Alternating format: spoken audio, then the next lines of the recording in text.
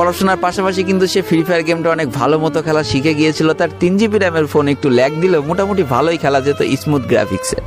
এমনকি সে আস্তে আস্তে টুর্নামেন্ট খেলাও শুরু করে। আর এখান থেকে যে টাকায় পেতো 50 টাকা, 100 টাকা, 200 টাকা যা পেতো সেই টাকাতে তার পরীক্ষার বই খাতা কিনতো, যাতে তার বাবার একটু কম পরিশ্রম করা লাগে, কম খাটনি করা লাগে। হাই রে, পরিবারে বড় ছেলে পরিবার থেকে আলাদা হয়ে গেল আর ছোট ছেলে চিন্তা করছে বাবার কিভাবে কষ্ট কম করা লাগবে। এরই মাঝে সে একদিন চিন্তা করে সে তো টুর্নামেন্টে অনেক ভালো পারফরমেন্স করছে, তাহলে তার একটা ইউটিউব চ্যানেল খোলার দরকার। অন্তত টুর্নামেন্টের ওই ম্যাচগুলো ইউটিউবে ছাড়লো, যদি কপালে ভালো কিছু লেখা থাকে। এমনই একদিন তার একটা টুর্নামেন্ট চলছিল, সে বারান্দায় বসে বসে টুর্নামেন্টটা খেলছিল। আর ঠিক সেই সময় তার বাবা হাড় ভাঙা খাটুনি করে মাঠ থেকে কেবলই বাসায় ঢুকছিল। এমন সময় তার ছেলের পড়াশোনা বাদ দিয়ে গেম খেলা দেখে বাবা প্রচণ্ড পরিমাণ রেগে যায় আর ফোনটা ধরে একটা আছাড় মেরে দেয়, যার কারণে তার ডিসপ্লেটা ফেটে যায়। সেই দিন সে ভাঙা ফোনটা আঁকড়ে ধরে অঝরে কেঁদেছিল। তার সমস্ত স্বপ্ন যেন এক নিমিষেই শেষ হয়ে গিয়েছিল। তারপরে সে স্কুলে যাওয়ার জন্য যে টাকা পেত সেই টাকাগুলো জমিয়ে জমে একটা সময় তার ফোনের ডিসপ্লেটা ঠিক করে। আর ডিসপ্লে ঠিক করতে 1500 টাকা লেগেছিল আর সময় লেগেছিল প্রায় 4.5 মাস। আর এই 4.5 মাসে সেই ইউটিউব চ্যানেলে যে জিমেলটা ছিল সেই জিমেলটাও সে ভুলে যায়, অর্থাৎ তার ইউটিউব চ্যানেলটাও নষ্ট হয়ে যায়। কিন্তু পরিবারের ছোট সন্তানরা একটু ঘাটতারা হয়, কোনোভাবে কোনো কিছুতে হার মানতে রাজি হয় না, যেমন আমি। তাই সে আবারও ফ্রি ফায়ার খেলা শুরু করে, আবারও নতুন করে ইউটিউব চ্যানেল খোলা শুরু করে। সবকিছু মোটামুটি ঠিকই চলছিল, পড়াশোনাও সে আগের মতোই চলতেছে, এইদিকে টুর্নামেন্টও চলতেছে, এইদিকে ইউটিউবে আস্তে আস্তে তার সাবস্ক্রাইবারও বাড়া শুরু করে, একটা দুইটা এমন করতে করতে। কিন্তু হঠাৎ করে তাদের পরিবারটা জীবনের সব থেকে বড় একটা ধাক্কা খায়। যেহেতু তাদের বাবা কৃষিকাজ করে তাদের পরিবার চালাতে হিমশিম খাচ্ছিল, পরিবারের এত প্রেশার, 24 ঘন্টা হাড় ভাঙা খাটুনি করতে করতে একটা দিন হঠাৎ করে উনি প্যারালাইসিস হয়ে যায়। তার ডান পাশের হাত এবং পা পড়ে যায়, যার কারণে সে একেবারে অক্ষম হয়ে পড়ে। আর এটাই ছিল তাদের পরিবারের সব থেকে বড় কালো অধ্যায়। তবে সব থেকে কষ্টের ব্যাপার কি ছিল জানো? পরিবারের এত খারাপ সময়ও তাদের বড় ভাই কিন্তু তাদের পাশে এসে দাঁড়ায় না।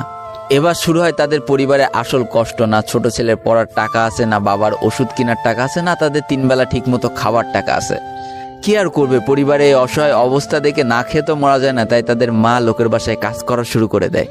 কিন্তু কাজ করে 3 বেলা খাবার জোটানো গেলেও বাবার ওষুধ আর সন্তানের পড়াশোনার খরচ চালাইতে হিমশিম খাচ্ছিল তাদের মা।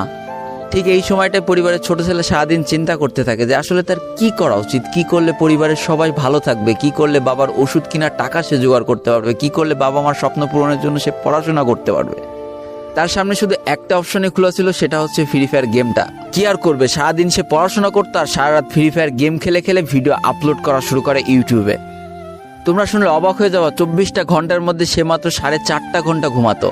দিনের বেলা স্কুলে থাকতো, স্কুল থেকে এসে সে একটা চার দোকানে কাজ করতো, চার দোকান থেকে বাসায় এসে পড়াশোনা করতো, পড়াশোনার পরে রাত্রেবেলা ফ্রি ফায়ার গেম খেলে ভিডিও আপলোড করতো।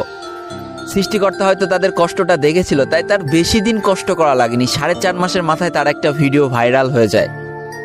ব্যাস, লাইফের মোড়টা এইখান থেকে ঘুরে গিয়েছিল। তোমরা সকলে যেন একটা ভিডিও ভাইরাল হলে আসলে কি হয়, সব জায়গায় তার নাম ছড়িয়ে যায়, মানুষ আস্তে আস্তে তার ভিডিও দেখতে শুরু করে, তাকে পছন্দ করতে শুরু করে, তার গেম প্লে ভালো লাগতে শুরু করে। একটা সময় সে একটা ভালো প্লেয়ার হয়ে যায়।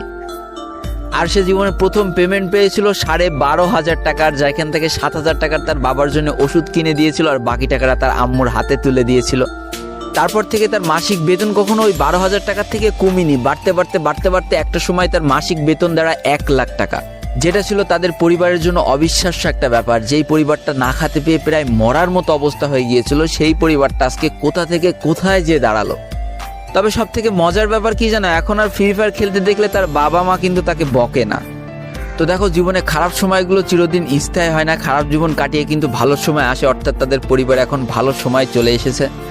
তার বাবা আগে থেকে অনেক সুস্থ হয়ে গিয়েছে, এখন নিজে থেকে হাঁটাচলা করতে পারে, তাকে আর কাজ করে খেতে হয় না, তার মাকেও এখন আর কাজ করতে হয় না। এইদিকে সব থেকে বড় আনন্দের ব্যাপার কি জানো, ওই ছেলেটা তার পড়াশোনাটাও ঠিক রেখেছিল। অর্থাৎ এসএসসি পরীক্ষায় সে কিন্তু জিপিএ 5 পেয়ে উত্তীর্ণ হয়েছে।